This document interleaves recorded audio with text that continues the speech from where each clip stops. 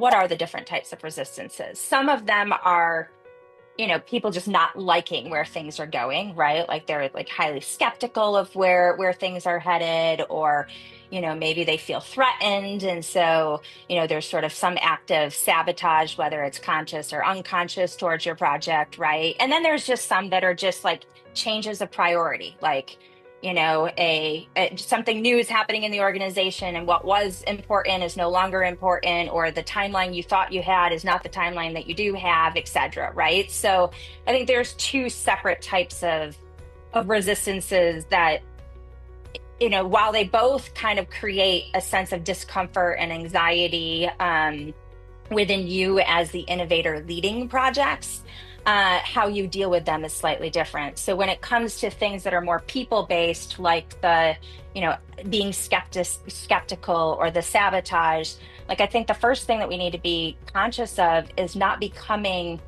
reactive to it. So Yep. like not sort of taking the bite, right? Like if somebody's coming at you, the very instinctual thing is like you want to go back at them. And it's like, and it's kind of like getting to that point where you catch yourself and you kind of like scale out to be like, hold up, something is going on here that is not really about what we're talking about. It's about something else. And so let's pause and really figure out what that something else is. And so throughout the free fall section of the book, there's various tools that are shared to sort of support that pause moment and that reflection moment so that then you can lean into it with a bit more compassion, a bit more grace, not go into the reactive mode associated with it, right?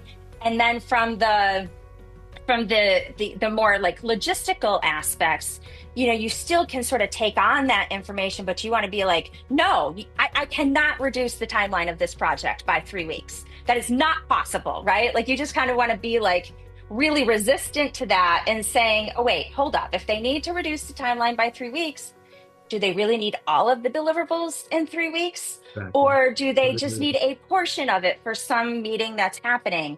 And Yep. so, again, it's like tools for like how to pause and come to that conversation in a more centered and grounded space so that ultimately, as the researcher, you're being able to maintain the integrity of the research that you're doing, and not compromise on the outcomes, but you're being able to meet your stakeholders where they need you to be as well.